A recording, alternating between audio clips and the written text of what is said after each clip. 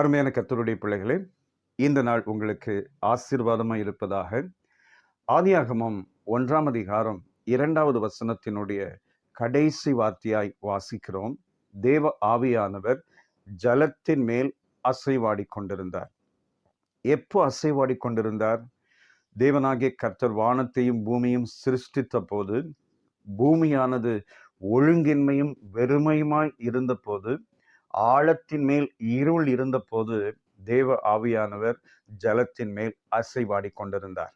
இந்த சிருஷ்டிப்பின் வசனங்களை நம்முடைய ரட்சிப்பின் அனுபவத்தோடு கூட ஒப்பிட்டு தியானித்தால் பிரயோஜனமாயிருக்கும். தேவனாகிய கர்த்தர் நம்மை ரட்சித்திருக்கிறார். நாம் ஆண்டவருடைய கிருபையினாலே, விசுவாசத்தை கொண்டு அவருடைய தெரிந்து கொள்ளுதலினாலே ரட்சிக்கப்பட்டிருக்கிறோம். ரட்சிக்கப்பட்ட பின்பு நம்முடைய வாழ்க்கையிலே சில நேரங்களில் ஒழுங்கின்மை காணப்படுகிறது, வெறுமை இருக்கிறது. சில நேரங்களில் இருதயத்தின் ஆழத்திலே இருள் சூழ்ந்து கொள்ளுகிறது.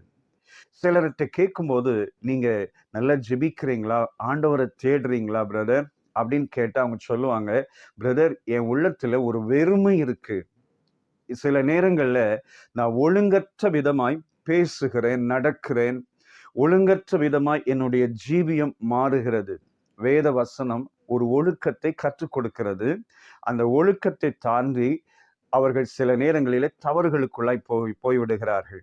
சிலர் நல்லா ஜெபித்து கொண்டிருந்த சூழ்நிலையிலே இப்பொழுது ஒரு வெறுமை, ஆவிக்குரிய வெறுமைக்குள்ளாக, ஆசீர்வாத வெறுமைக்குள்ளாக கடந்து போகிறார்கள். சிலர் இப்படியே சொல்லுவாங்க, என் இருதயத்துக்குள்ள, என் வாழ்க்கைக்குள்ள சில இருள் சூழ்ந்த நிலைமை இருக்கு பிரதர். ஒரு டார்க்னஸ் நான் பார்க்கிறேன் என்னுடைய வாழ்க்கையில. எனக்காக ஜெபிங்க பிரதர்ன்னு சொல்லுவாங்க. எனக்கு சிலர் வாட்ஸ்அப்ல சொல்லுவாங்க, நான் இருள் சூழ்ந்த ஒரு பாதைக்குள்ள போகிறேன், எனக்காக ஜெபிங்க பிரதர் அப்படின்னு சொல்லி அவங்க சிலர் சொல்லுகிறத நான் பார்த்திருக்கிறேன், ஜெபித்திருக்கிறோம். தேவ பிள்ளைகளே, நம்முடைய ஆவிக்குரிய வாழ்க்கையில ஒழுங்கின்மையாய், வெறுமையாய், இருள் சூழ்ந்த சூழ்நிலையில தான் நமக்கு ஒரு பெரிய அற்புதத்தை செய்யும்படிக்கு ஆவியானவர் அசைவாடி கொண்டிருக்கிறார்.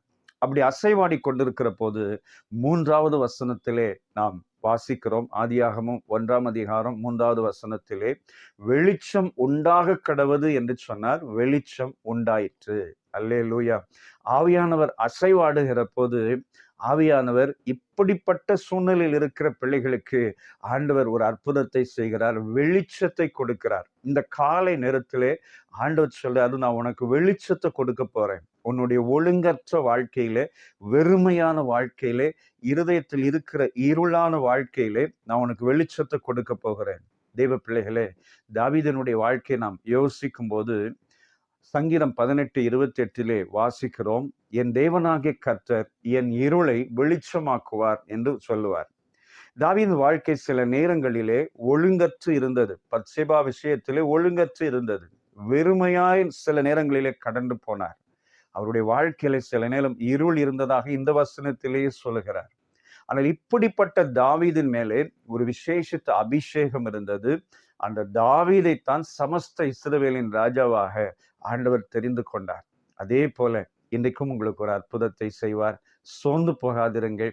தேவ ஆவியானவர் உங்களை நேசிக்கிறார், உங்களை தூக்கி எடுக்க விரும்புகிறார், உங்கள் பின்மாற்றத்திலிருந்து உங்களை எடுத்து பயன்படுத்த விரும்புகிறார். வருவீர்களா? நான் உங்களுக்காக ஜெபிக்கிறேன். சேர்ந்து ஜெபிக்கலாம். அன்பான பிதாவே, ஆவியானவர் ஜலத்தின் மேல் அசைவாடின போது வெளிச்சத்தை உண்டாக்கி அநேக சிருஷ்டிப்புகளை கொண்டு வந்தது போல, ஆண்டவரே, உம்முடைய பிள்ளைகளுக்கும் அற்புதம் செய்து அவர்கள் ஜீவியத்தை மாற்றி வெளிச்சத்தை கொடுப்பீராக ராஜா. இப்பொழுது வெளிச்சம் உண்டாக கடவது. அவருடைய இருதயத்திலே, வாழ்க்கையில வெளிச்சம் உண்டாகட்டும். ஆவியானவர் அவங்க மேல அசைவாடுங்கப்பா. அற்புதம் செய்யுங்க. இயேசு இரட்சகர் நாமத்தில் வேண்டிக் கொள்கிறோம் பிதாவே. ஆமென். ஆமென். God bless you. Amen.